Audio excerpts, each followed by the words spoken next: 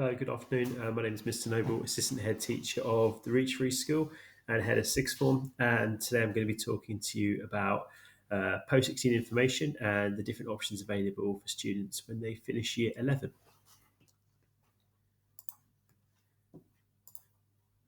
So the three main options for students leaving Year 11, the first would be going to Sixth Form, usually continuing at the school they're at, or going to college, or starting taking up an apprenticeship. We can look at all three of those options during this presentation. Regardless of which route you take from the previous slide, it's a requirement that students keep working towards what the government call a pass grade, grade 4, in maths and English literature or language. So if a student doesn't pass maths at grade 4, regardless of which route they take, college, apprenticeship, or sixth form, they would have to re-continue studying maths and English if they get below a grade 4. For English, they have to get a grade 4 in either literature or language. It's just something to keep in mind for students who well, regardless of the path they're moving on to, they will have to have those scheduled lessons still and still be entered for the exams in maths and English. So the first route we'll look at will be college. Colleges offer a slightly different type of course. Whilst most colleges will do A levels or some sort of A levels, they offer a slightly different variety of what's called vocational courses. Um, Students are able to specialise in a subject area, for example, business, or hairdressing, or health and beauty, or sports, and it can take up all of their lessons. They can get three qualifications worth of points or grades for a subject. So a student could go to college and say, I want to do business and IT, and that would be the only subjects that they study. So it allows students to go a bit more in depth with subjects that they want to do. But then some, the counter side to that is that there's not as much variety because you're choosing sort of one subject and it's taking up all of your lesson slots during the week.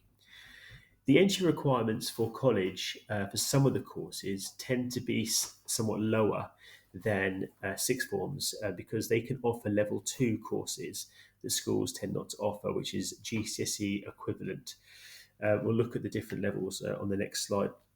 There's also a slightly different weekly structure for college. You might find if you go to college, you might be in college 3.5 days a week. You might have, a whole morning off on a certain day. It's not like a school where you're, in for form time every single morning and you finish at the same time, and you've got usually lessons throughout the day.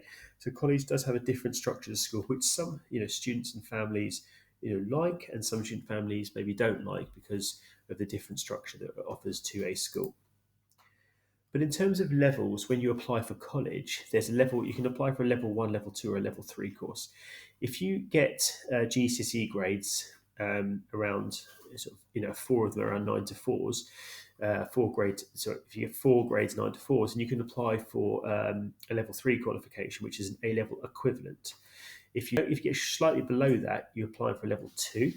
And then if you don't pass many GCSEs, then you can apply for a level 1. So colleges offer all three levels, whereas sixth forms tend to offer just level 3 in terms of the qualifications. So here, for example, we have a business college course. The level 3 course up here, level 3 course up here, you need to have 4 GCSEs at 9 to 4. If you don't have 4 GCSEs at 9 to 4, then you can apply for the level 2 diploma in business, which is 3 grades A star or 9 to 3, so 3 GCSEs 9 to 3. And if you don't have that, you can apply for the level 1, and there's no actual entry requirements for the level 1. You just have to meet them and show that it's something you're interested in doing. So regardless of your GCSEs, there would be an accessible route into college for you if that was the route you wanted to take. The other route that some students take is an apprenticeship, and an apprenticeship is when you are learning a skill, a trade on the job.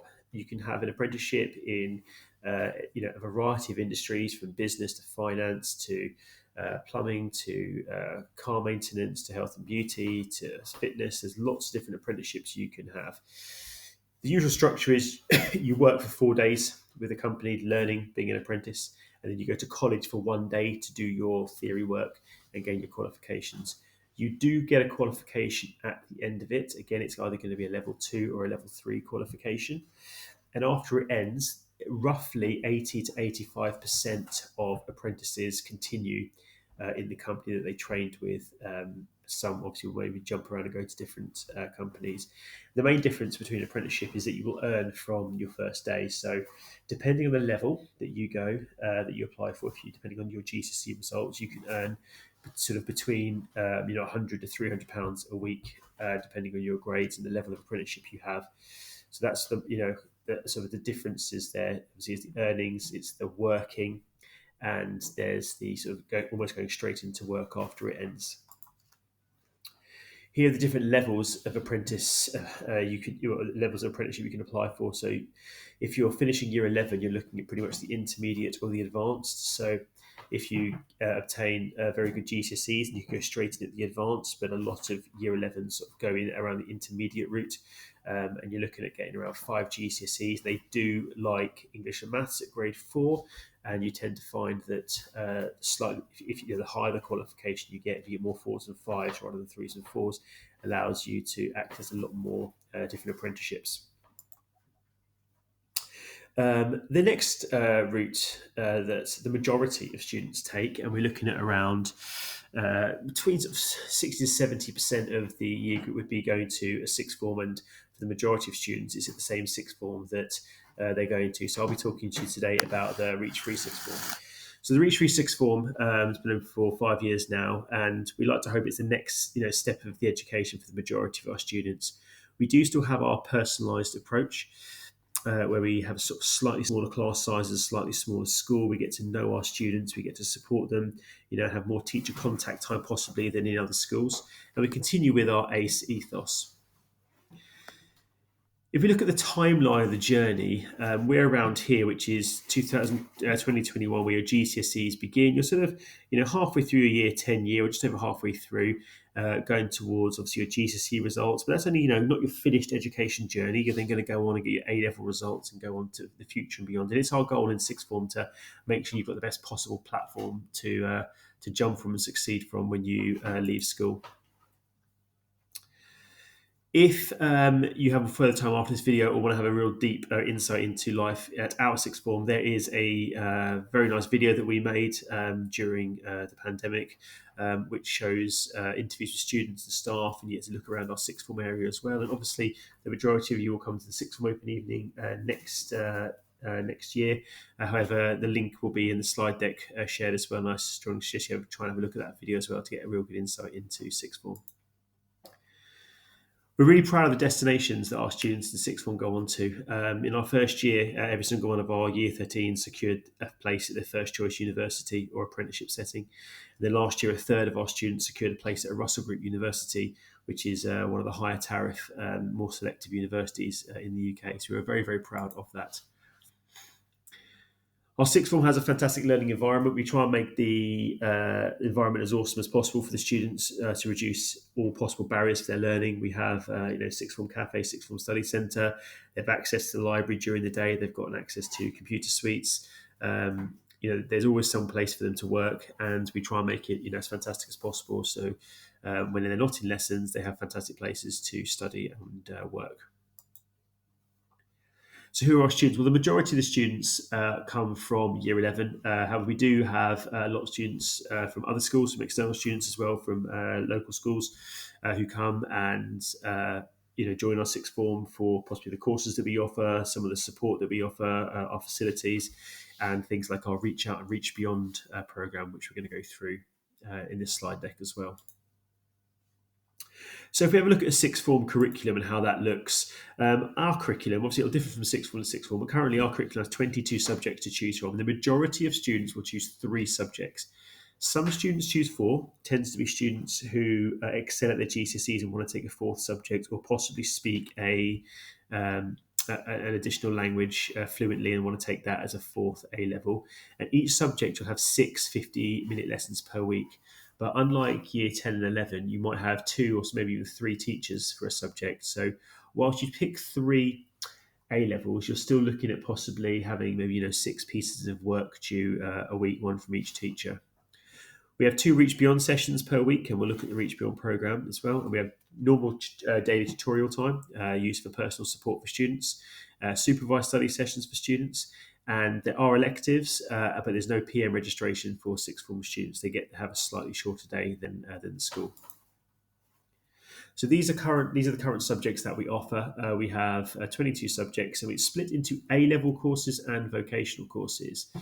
A-level courses are traditional A-levels. They are 2-year courses, where the majority of these are assessed at the end of the second year in the form of examination. Some subjects like geography, history, computer science, English, they do have a small 20% coursework element, but the majority of it is assessed at the end of the second year. Vocational courses are courses where you're assessed throughout the course. So an example of a vocational subject will be that you have 5 units. 2 of the units will be an external exam, and you have 3 attempts at the exam, and your highest grade possible in those will get put forward. And then you have 3 coursework units. So vocational subjects are good for students who favour sort of coursework based subjects, and don't like maybe the idea of having the majority of their results on an exam at the end of 2 years. You can you can choose vocational and A levels, so you could choose all 3 A levels, all 3 vocational, or 2 A levels, 1 vocational, or 1 A level, 2 vocational. You can mix and match, and a vocational subject is worth the exact same as 1 A level in the terms of university or apprenticeship. They're each worth a certain amount of points, and the A levels are worth the same amount of points as the vocational courses. Like all schools and colleges, we do have entry requirements for our courses. The reason for this is to ensure that students are on the right courses. An extreme example I will give is if a student obtains a 1 in mathematics at GCSEs, and they say, I want to do A-level maths, then that's not really suitable, and not a course that the student can necessarily access and be successful on. So we have entry requirements to guide students and families to know what courses they are going to succeed on and be happy on and be able to be able to attain on. So the entry requirements, as they stand at the moment, they differ from year to year. These are the rough entry requirements for the subjects. The vocational courses have a slightly lower entry criteria, and that's favourable for some students. On GCSE results, they like taking sort of our vocational route. Some students, in the GCSEs might decide that they want to do 2 A levels and 1 vocational, or some students, obviously, as we said, might choose to do all 3. Is there flexibility on the entry requirements? It's done case by case. We'll always look to see if a student could succeed in a course, and we'll talk to departments, and we try and be as flexible as we can, but the entry requirements are there. One, to motivate students to know that's the grade they should be getting at if they want to access that course, but also to guide you in your decision making. So Reach Beyond is an embedded pastoral program within sixth form, and it's different to other schools because what we have sort of curriculum time for additional qualifications that students can take. These are voluntary additional courses that the students can take to possibly help them with their applications for a university or for apprenticeship or for jobs, or just because it's something that they enjoy. So the 4 strands of Reach Beyond at the moment are community action, where students can volunteer around school, building up their hours and trying to achieve their Gold Community Action Award. We have Duke of Edinburgh Gold, currently run by Mr. Shippey, who will use time during the week to support students with their Duke of Edinburgh Gold Award. There's the EPQ qualification, which is an independent research project. Students can research any areas that they want. And we have the Young Youth Health Champions qualification as well, which is a level 2 GCSE qualification. Well, it's a level 2 GC level qualification to do with young mental health, and students enjoy learning about this topic and being able to learn how to guide people, young people with mental health issues, and how to give them advice. So these are optional qualifications. They're pretty popular. Most students will choose at least one of these. Some will do 2. Some will do it in year 12, some do it year 12 and 13, some do it in just year 13. But these will be sort of embedded on your timetable and with a teacher to guide you. Whereas in other schools, a lot of these qualifications are on offer, but it might be outside the classroom, things you have to do, possibly outside of school hours. Reach out is the time during the day, the 30 minutes during the day that you currently call Reach for a book. And we have a special program for sixth form to spend with their form tutor. That can involve preparing for university, checking their folders, doing virtual work experience, looking at current affairs, planning for the next stages of their education. And we have personal development seminars as well. So that's sort of like our Reach time, but it's for sixth formers, and it's life lessons that they need to know to be successful in the real world. So that's the Reach for a book, as you know it now, called the Reach Out program that we run every single day at sixth form as well. So, what does a week in the life of a sixth former look like? Well, similar to lesson structure in terms of timings, what you find the main thing is that you've got some blank spaces, and these are called non-contacts. And this is where the students are able to go to the library or the study centre and do some work by themselves. I've done this job for 14 years, working with sixth forms, and what I find is the biggest single variable in terms of a student's success at sixth form is how they spend their time during their non-contacts. And students who are able to work really hard and carry on learning and revising for the topics that they've been studying are the ones that we find do a lot better in terms of their grades and results. So utilising these non-contact time is key at sixth form. We still use technology a lot at sixth form. We're still one-to-one with devices. You get a brand new Chromebook at sixth form here. We really like email support from teachers. We encourage our students to talk to our teachers over email. For example, here are students emailing me, asking me a computer science query.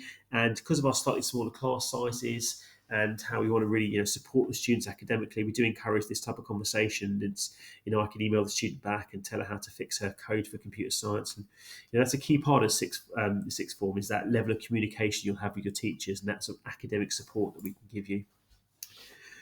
We still use Google Classroom. We'll still post all our resources online, so it still follows the same structure in terms of year 10 and 11, and your homework will be placed online, and it's good for parents and guardians to be able to view homeworks as well. And we still use things like personalised learning checklists and make access to the course as easy as possible, so students know what they should be working on and what topics they've covered and what topics are coming up. Huge part of sixth form is the destination support, so where the students are going to end up when they finish life at sixth form. And whilst all colleges and sixth forms will do this, we do offer quite a comprehensive array of support for students. There's a UCAS Plus program for students that have got exceptionally high GCSE grades and might be applying for one of the more elite UK universities that require additional entrance exams or interviews. We prepare students each week for UCAS. We'll give them one-to-one guidance with their applications and interviews, and we use a lot of weekly software to help them find out all the different opportunities that are available to them, different offers and opportunities available to them when they finish their time at sixth form. It's not just about the work. We obviously have a lot of fun at sixth form as well. Here's a picture of a Zilcho's trip to Liquid Leisure that we went to. Top left-hand corner, there's the Duke of Edinburgh, the sports team, some social events, visits to universities, proms, boat trips, visits to universities. There's a lot of opportunities available to you at sixth form. Wherever you go to, you'll have to apply to it. The application process for sixth form at our school would be nothing to worry about. We'll take you